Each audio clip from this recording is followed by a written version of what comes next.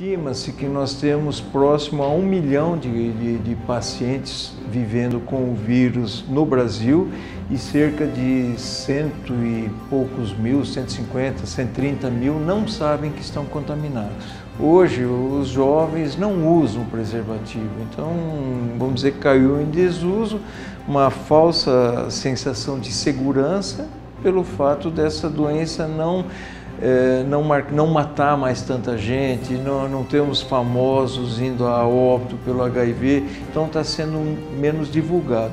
Pessoas vivendo com HIV podem ser mãe, mas devem tomar uma medicação corretamente em detectar a carga que é improvável a transmissão.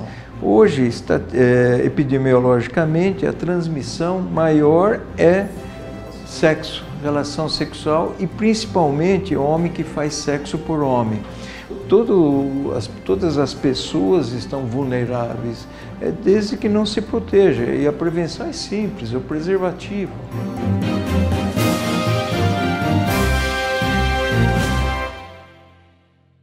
Olá, seja muito bem-vinda, muito bem-vindo ao Folha Entrevista desta semana, que vai falar sobre o aumento no número de pessoas infectadas com o vírus HIV. No último dia 1º de dezembro foi celebrado o Dia Mundial de Luta contra esse tipo de vírus, que já fez muitas mortes no país, também aqui na nossa cidade. Vamos conversar sobre isso com o infectologista Ian Stegman, que é uma das principais autoridades no assunto aqui na nossa cidade. Doutor Ian, muito obrigado pela sua participação no Folha Entrevista. Estou à disposição. Doutor, o senhor tem alguns dados interessantes para a gente falar sobre o HIV. Um que chamou a atenção é que 3 novos casos da doença surgem por semana aqui em Londrina. Em média, por semana em Londrina são notificados 3 casos novos, em média. Tem semana que é nenhum, mas tem semana que todo dia nós temos um caso notificado, em torno de 10 a 15 por mês, que resulta no total de 150 ao ano.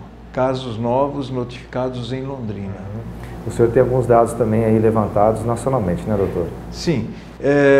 Hoje estima-se que nós temos próximo a 1 milhão de pacientes vivendo com o vírus no Brasil e cerca de cento e poucos mil, 150, 130 mil não sabem que estão contaminados.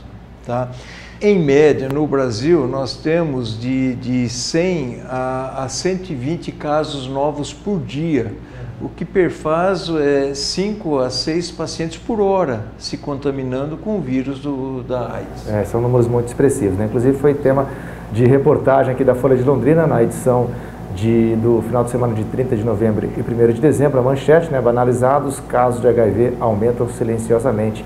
Reportagem da Viviane Costa, do Rafael Costa, também da estagiária Caroline Knupp. Doutor, por que é importante a gente falar sobre isso? Tem um dia específico para tratar da luta, né, contra a AIDS. O que é importante a gente dar, principalmente de orientação e fazer alerta a quem nos assiste? É uma doença que não tem cura. Apesar que hoje, com a medicação, os pacientes são controlados, podem ter uma vida normal, mas isso é um custo. O custo é tomar remédio todo dia e o estigma da doença. Então, é uma doença cuja prevenção é simples, é o uso do preservativo.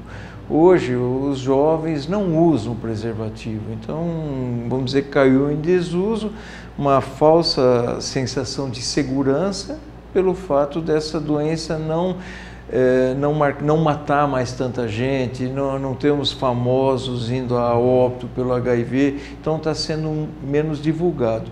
E lembrando que não é só o HIV, é a sífilis, gonorreia, outras doenças de transmissão sexual estão indo nesse burro. O doutor mencionou essa questão dos jovens não conhecerem, né, os malefícios da AIDS.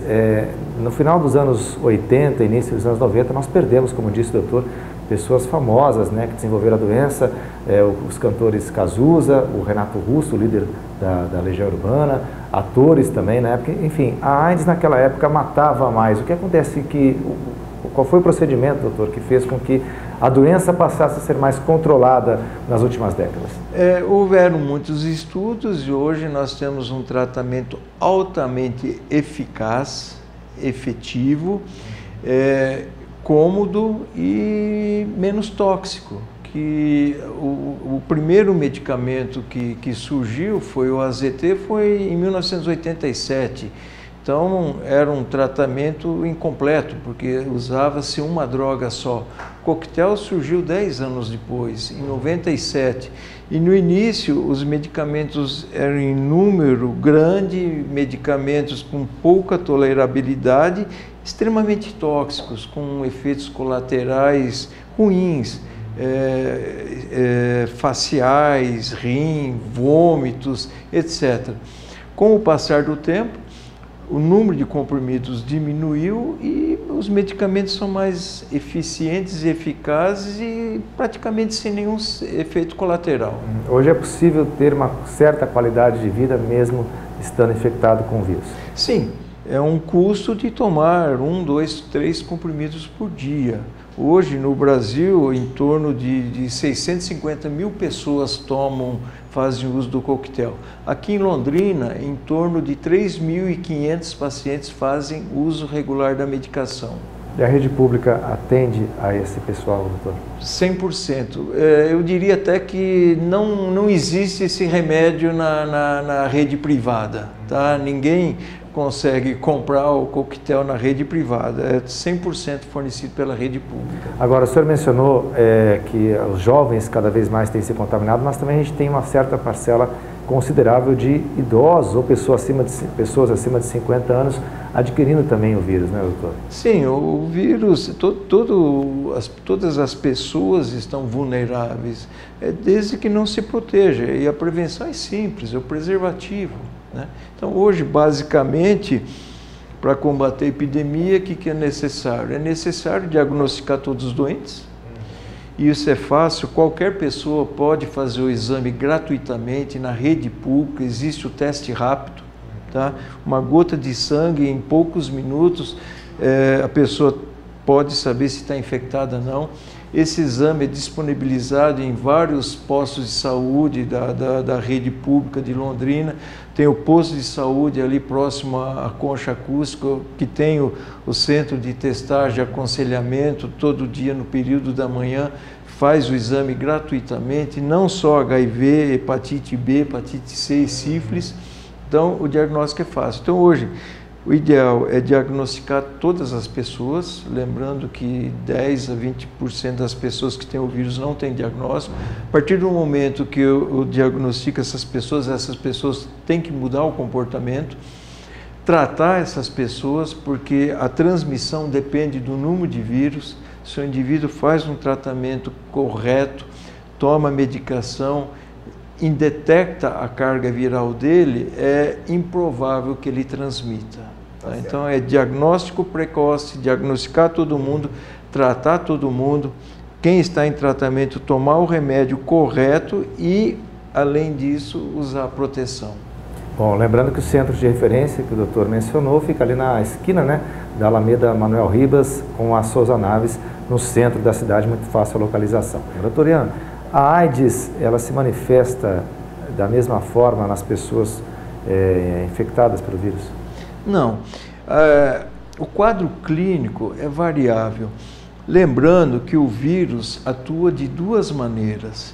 Uma divisão, uma replicação viral leva a um processo inflamatório crônico, então o paciente, a pessoa contaminada com o vírus que não se trata, aquela quantidade de vírus se dividindo, leva a um processo inflamatório crônico, que com isso há uma deterioração dos órgãos internos, rim, fígado, cérebro.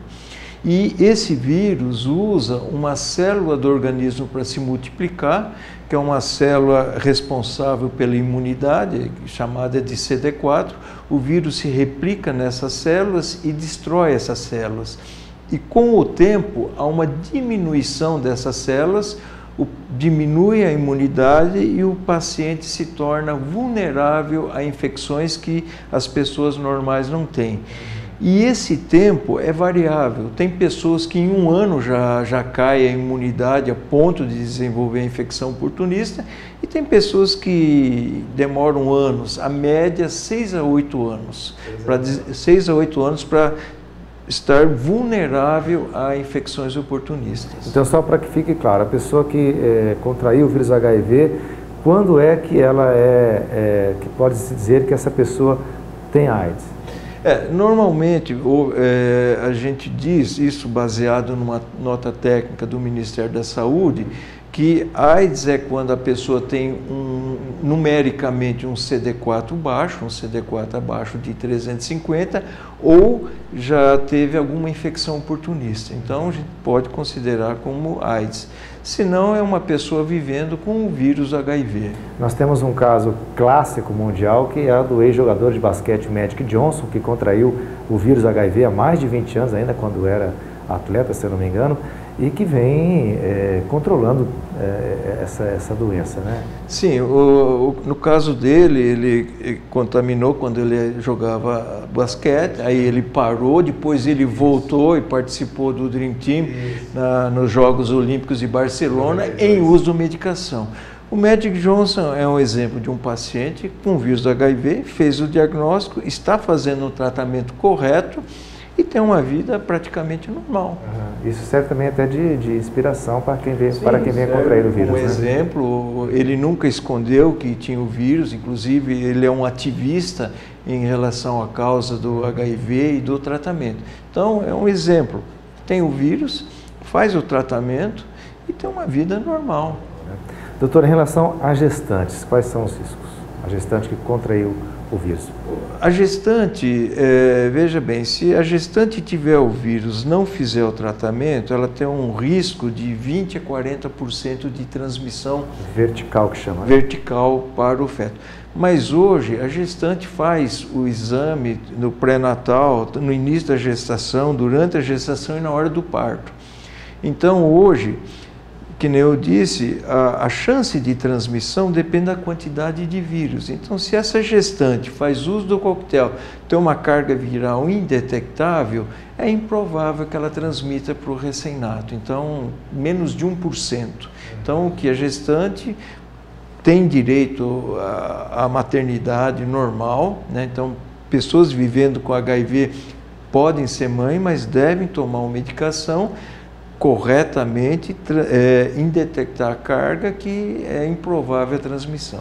Agora, o senhor mencionou no primeiro bloco que os jovens estão mais suscetíveis por conta de estabelecer relações sexuais sem proteção. A gente sabe também que uma outra forma de contaminação por uso de seringa, né? O compartilhamento de seringa. Hoje, o vírus se manifesta mais em pessoas por conta das relações sexuais sem proteção do que o compartilhamento de seringas, doutor? Hoje existe um cuidado, existe o programa de redução de danos com troca de seringas. Hoje, epidemiologicamente, a transmissão maior é sexo, relação sexual, e principalmente homem que faz sexo por homem. Porque o sexo anal receptivo, a chance de contrair a doença é muito mais alta do que um sexo vaginal insertivo ou vaginal receptivo. Isso é estatístico, porque depende da mucosa do reto, é diferente da mucosa da vagina, é diferente da mucosa do prepúcio, tá? A área, o tipo de células que existe no reto é diferente das células. Então, numa relação anal receptivo, o risco pode chegar às vezes até 2%. Tá? Quanto numa relação heterossexual, o risco do homem se contaminar é em torno de 1 para 1000, e o risco da mulher se contaminar é em torno de 1 para 500. Então, a mulher numa relação heterossexual é mais vulnerável. O que também não quer dizer que na relação heterossexual não tem que ter os mesmos cuidados, né? Sim, inclusive o sexo oral pode transmitir. É um risco baixo, mas tem relato de casos que comprovadamente houve a transmissão por sexo oral. Bom, para a gente finalizar, qual é então a principal orientação, só repassando, né, o que nós já falamos ao longo dessa entrevista, mas a pessoa que está recém aí contaminada com o vírus HIV, de repente pode pensar, primeira coisa pode pensar, nossa, eu vou morrer, né? Qual é a orientação que pode ser dada, doutor? A pessoa hoje, a pessoa contaminada, pode ter uma vida normal do ponto de vista social, sentimental e profissional. desde que tome o medicamento e faça o acompanhamento médico. Tá? Então tem uma perspectiva de paternidade, maternidade, vai ser avô, vai morrer velhinho, mas com custo, tomar o remédio e fazer o acompanhamento médico. Tá certo. Eu conversei com o Dr. Ian Stegman, infectologista, especialista aí no tratamento de pessoas que contraem vírus HIV. Doutor, muito obrigado pela sua participação mais uma vez no Folha Entrevista. Me coloco sempre à disposição, sempre que houver necessidade. Eu aguardo você para o próximo programa. Até lá!